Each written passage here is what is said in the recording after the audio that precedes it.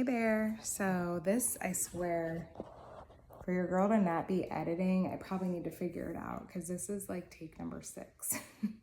I'm running out of phone storage and my daughter kept coming down. It is evening, it's bedtime, but your girl needs to get her video in, right? Because consistency is key. So I'm gonna try to get through this and maybe not take as long so I use less space on my phone. We're gonna try this again. So today I wanted to chat about if I had 5 ways for you to implement and elicit change to like aim for a better you, to feel better, do better, and even get some aesthetically pleasing changes and, make some small changes that would get you there. Maybe a jump start, maybe just a clean slate, maybe trying something new to focus on. I would do these 5 things. So one is get your sleep together. These are not going to necessarily be exciting. These are like baseline things, but the reason why these make the list for the top 5 is that most people miss them or they don't pay attention to them. And they're so important for so many reasons outside of like crushing it in the gym 7 days a week, sweating like ridiculous, running, all the things, doing all the fitness classes, yoga, blah, blah, blah. It can be simplified. Do these 5 things and you'll be golden.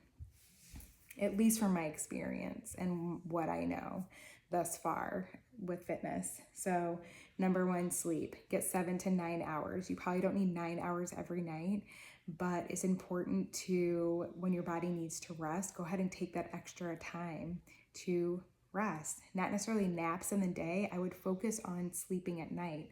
A nap during the middle of the day might actually hinder you from getting the best sleep that you need every night. Another thing is caffeine right before bed, eating within 2 hours before bed. I would say try even 3 hours before bed is your last like snack or meal. It's so important to have that fasting period so that your body can focus on recovering and cleaning itself, kind of like your brain and your cells, that you don't want it to be focusing on digesting the snacks and junk that you just ate late at night. So use your Oura Ring, use your Apple Watch, and really look at how much you're sleeping at night. Pay attention to it. I remember during my fitness coaching that for 2 weeks, and I was like, dude, I'm paying you for this. He was like, let's focus on your sleep. And I was so mad. I was like, and because I do love my sleep and it's something that I focus on. But yeah, that was the focus, because you're wasting workouts if your sleep's not together, because muscle's not built in the workout, it's built in the recovery. So you can do all of the hard work and then it goes to shit, right? So number 1, sleep. Number 2, walk.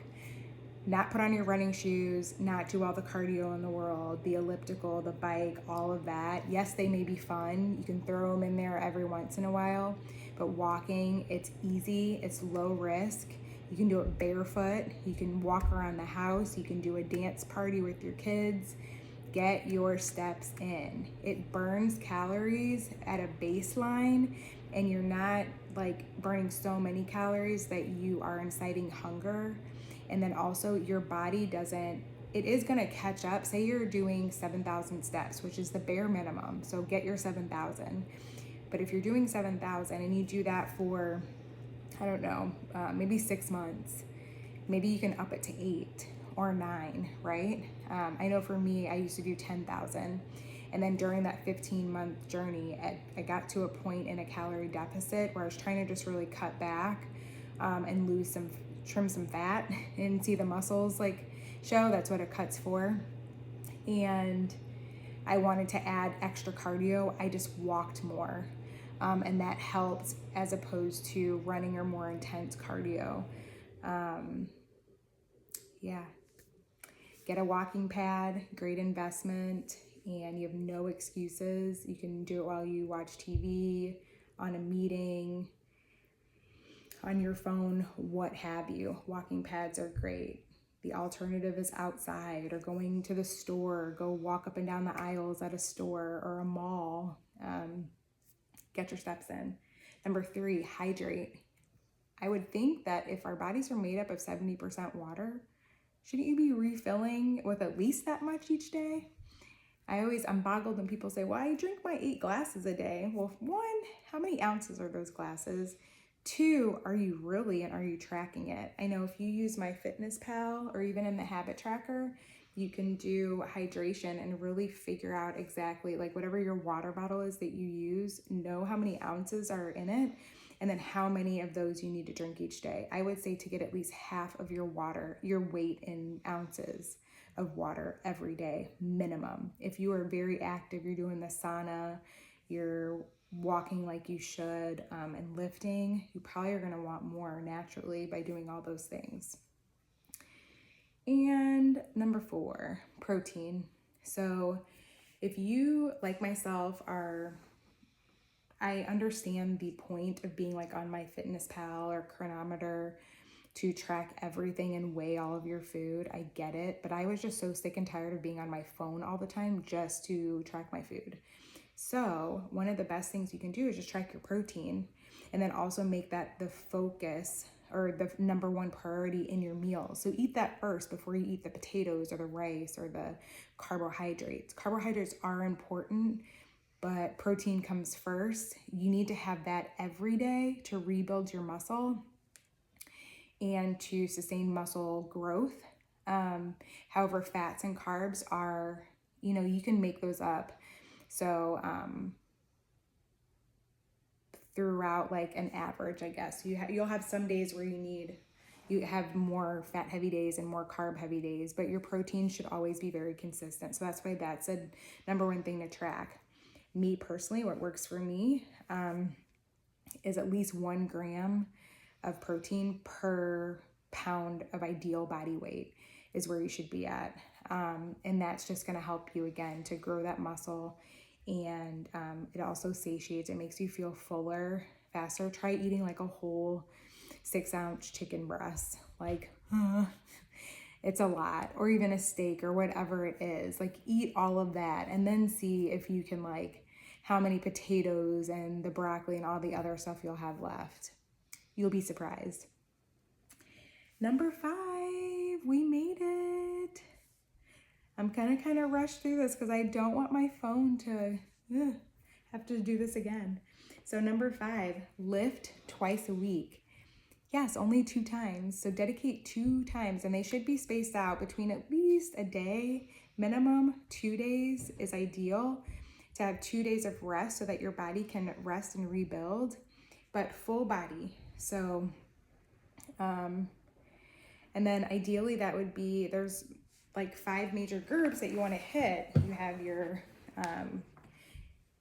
quads, hamstrings, glutes, shoulders, back, chest, and your arms. And then, what did I say? Back and abs. But a lot of those, when you do these workouts and lifts, you'll be using those regardless. If you're doing a squat, you're using, of course, your arms and your shoulders, your posture, your abs, all of that to do one specific exercise. So I would dedicate those 2 days a week to lifting. Make sure you hydrate, and then your calories may be a little increased on those days. If you're not calorie counting, you might be really hungry that those evenings after those lifts, or even following into the next day.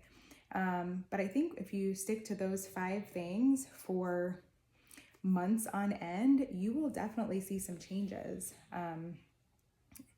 And one key thing to pay attention to, while the scale may not fluctuate that much, I guarantee if you get a body scan, your muscle mass is going to go up. You're going to feel stronger. Pay attention to all the things other than just that number on the scale. How's your energy? How are you feeling? How's your skin?